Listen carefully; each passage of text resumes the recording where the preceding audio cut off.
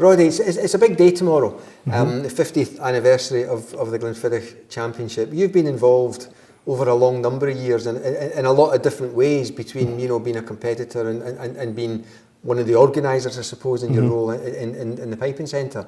When did, as a young piper, when did you become aware that there was this thing that went on at Blair Castle every year called the Glenfiddich Championship? I think it was probably in the early 80s, I'm going to say around about 1980 or thereabouts. And I remember coming up, and at that time, pipers like Hugh McCallum, Pipe Major Angus MacDonald, Murray Henderson, Ian McFadgen, these guys were all to the fore at that time. Yeah. And just came up and was kind of in awe of it, really. And of course that inspires you in your own competitive playing career to sort of aim towards the opportunity of one day being on that stage. So you came up as an audience member? Yeah, just an enthusiastic young piper, basically. Yeah. And I think I even cadged a lift off someone and got myself here, and had just that kind of moment of thinking, this is brilliant, these are the top guys, and wouldn't it be brilliant to try and get here one day? And was that the first time that you kind of consciously remember thinking it would be great to get here at some point? I think, actually, when I think about it, I think I heard on the piping programme on the radio recordings of John Burgess and Pipe Major Angus MacDonald playing in their March to Spain Reel event. And so I think that was probably the first awareness I had of it. And that might have been pre-1980 or whatever, but round about that time. And when was your first year here as a competitor? The first year here was in 1986, which seems a very long time ago. Well, it doesn't seem that long ago, but when you say it out loud, you know. And when you came here as a competitor, did the experience of being here and playing, did it match the expectation of sitting in the audience and watching other people playing? Yes, it really did. I mean, it was so exciting to have the opportunity and to actually be playing on the same stage as some of the people I've mentioned previously. Yeah. And actually, for me and Willie McCallum, that was both of our first years competing here. You know, so we sort of shared the experience together, and I think we both got a prize that day, which was again the icing on the cake for us. And you know, thereafter you've completely got the bug. You know, you want to. How did that feel as a first-time competitor then, sitting there and after you'd played and at the prize giving and listening to your name being read out? Yeah, it was amazing. I was just so delighted to get a mention, and it was everything you could have hoped for in the first year. Well, not everything. Could have hoped to win it, but it was more than we thought we might achieve on that day, I guess. Yeah, and as someone who's been back many times since that first year in 1986 and has been lucky enough or good enough to win the competition on several occasions, does the experience change as the years went on, or was it the same experience every year, or were there differences? I would say the excitement and the preparation and the desire to do as well as you possibly can never changes. It's the pinnacle of your career to play at the Glenfiddich Championship.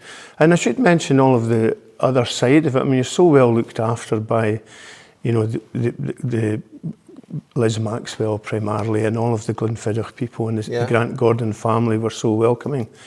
So everything about it, from the piping through to the organisation, through to the welcome feeling and making you feel at ease, has all been fantastic. But in terms of the piping preparation, for me, and I'm sure everyone else, it's, that's first and foremost to try and give of your best, because it's a privilege to play there, and you don't want to give anything less than your best.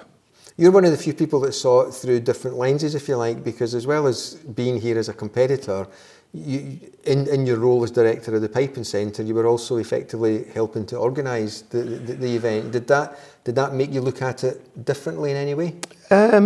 Well, you appreciate how much goes into it in advance of it. And, basically, as the William Grant and Sons started to put things through the National Piping Centre, and Liz Maxwell's role as really the manager of it had changed then we had to sort of chat about things and chat about possibly new ideas and things like that, like the live streaming was introduced, and how do you make that happen, and basically just being hopefully I was of use to Liz in terms of sounding board for her ideas, and hopefully I gave her the support she needed as well.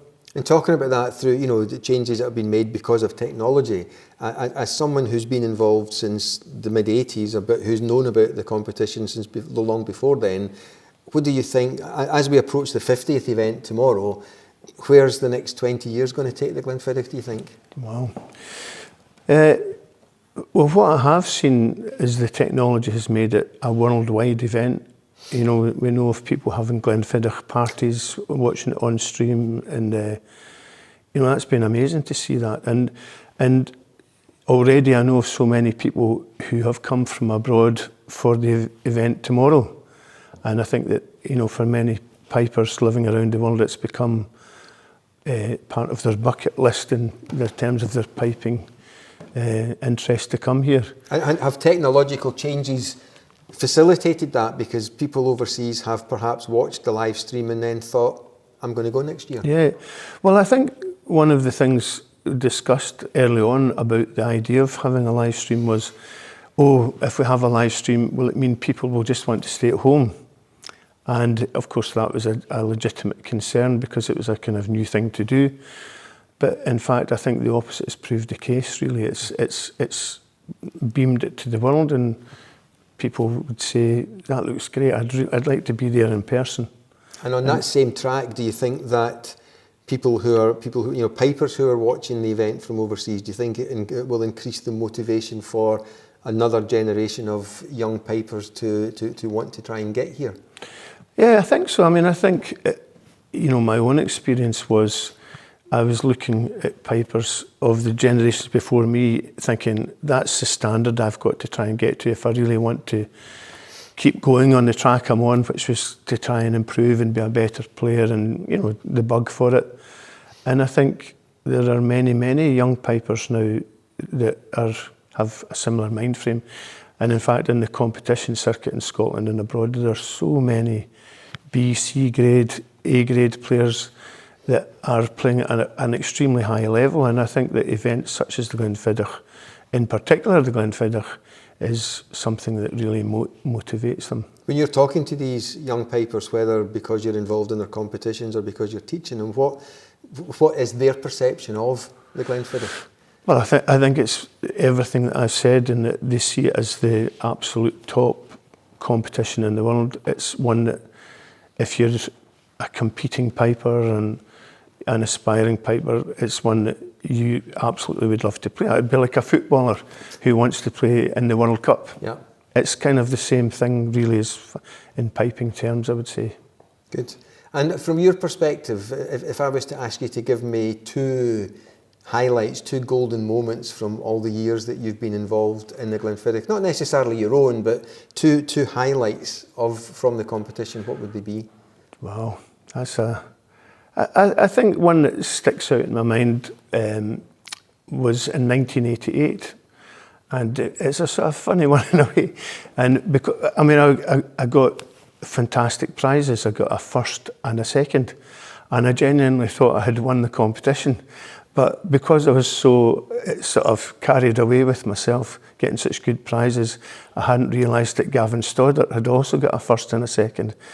And he won on the Pembroke preference, but I was on cloud nine anyway, so I always remember that, because it was the first time I'd got a first prize at the Glenfiddich Championship, and it was really funny when I look back on it, because I actually thought I'd won it, and I was like, what's going on here? Gavin Stoddart won that, how did he manage that, but... and so my golden moment was the day I didn't win. In some ways, but of course it was...